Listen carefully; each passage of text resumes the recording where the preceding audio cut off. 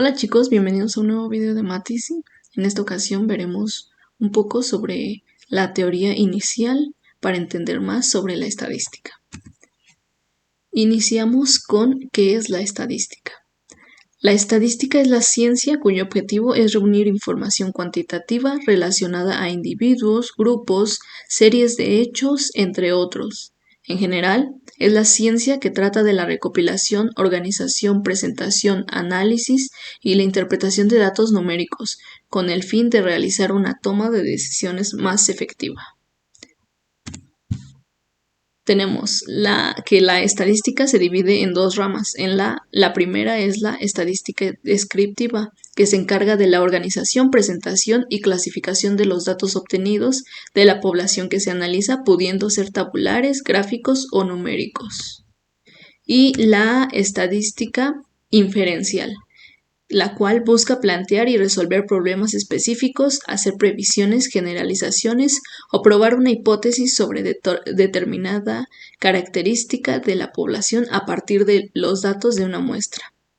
Es decir, en la estadística descriptiva tenemos la organización de los datos, que es donde empezamos a tabular, donde sacamos la frecuencia, la marca de clase y todo eso que veremos más adelante. Y en la estadística inferencial nos encargamos de plantear y resolver los problemas específicos o hacer una hipótesis. Ahora tenemos la población. ¿Qué es la población? Es el conjunto de todos los elementos que permiten resolver un problema y que presentan una característica común determinada, observable y medible. Por ejemplo, familias, las manzanas de una cosecha, empleados de una empresa, etc. Es decir, la población puede ser todo el grupo que vamos a analizar. Puede ser desde objetos a personas, animales o cualquier cosa. Ahora tenemos el tamaño poblacional, que es el número de individuos que componen la población. La población en general se divide en finita e infinita. La finita es el conjunto de elementos que se encuentran delimitados. Es decir, por ejemplo, el número de personas que hay en un salón. Es finita porque podemos contarlas, entonces sabemos cuántas hay. Y tenemos la infinita, que es el conjunto de elementos que no se encuentran delimitados. Por ejemplo, el número de estrellas en el cielo. Es difícil contarlas todas, entonces lo pondremos en infinita o, por ejemplo, el número pi, 3.1416 y sigue. Eso también podría entrar en la población infinita. Ahora bien, tenemos el individuo, que es cada uno de los elementos que componen la población, y la muestra, que es el subconjunto o parte de la población representada. Ahorita les voy a enseñar un esquema de cómo se divide en general todo. Tenemos el muestreo, que es el proceso de recabar los datos que se desean analizar, datos que son cada uno de los valores que se han obtenido al realizar un estudio estadístico. Aquí tenemos el esquema que les comenté, donde tenemos a la población. La población es todo este círculo. Ahora, de esta población vamos a sacar una muestra, que es este pequeño rectángulo. Aquí ya tenemos nuestra muestra, y la muestra se divide en cada uno de estos, son los individuos que vamos a analizar. Y las variables son, por ejemplo, el color, el sexo, la altura, todas esas serían variables. Ahora bien, tenemos la variable, que es la característica que se observa en una población o muestra y a la cual se desea estudiar, como lo vimos en la diapositiva anterior, que era sexo, color, altura, cualquier característica de la población o de la muestra es una variable. La variable a su vez se divide en dos, cualitativa y cuantitativa. La cualitativa se divide a su vez en dos, nominal y ordinal. La nominal se presenta sin orden ni jerarquía, es decir, el estado civil o el sexo. La ordinal se organiza de acuerdo con una clasificación o jerarquía, por ejemplo, el grado de estudios o el nivel socioeconómico. Por ejemplo, el grado de estudios tenemos que está primero, segundo, tercero, cuarto y está organizada de acuerdo a una jerarquía. Asimismo, con el nivel socioeconómico tenemos clase baja, clase alta, clase media, entonces también está organizada en una jerarquía. A comparación de la nominal, que no presenta jerarquía, que sería, por ejemplo, el estado civil. Puede decir casado, divorciado, y no presenta alguna jerarquía. Esa es la diferencia de la nominal y la ordinal.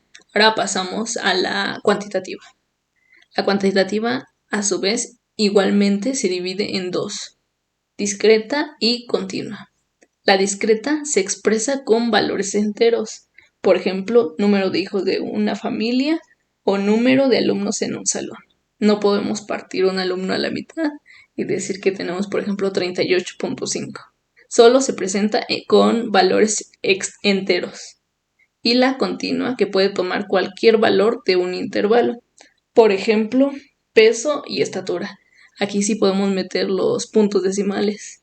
Por ejemplo, el peso pesaría 78.5, entonces ya sabemos con el decimal que es una variable continua.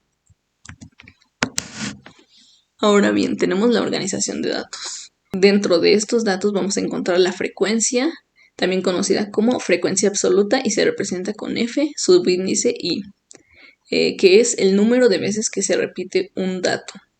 La frecuencia acumulada o frecuencia absoluta acumulada, representada por F mayúscula, subíndice I, que es la suma sucesiva de las frecuencias absolutas de las variables.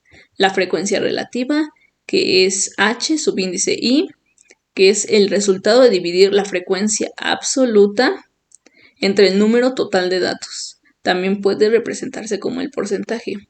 Y la frecuencia relativa acumulada, que es H mayúscula, subíndice I, que es la suma sucesiva de las frecuencias relativas.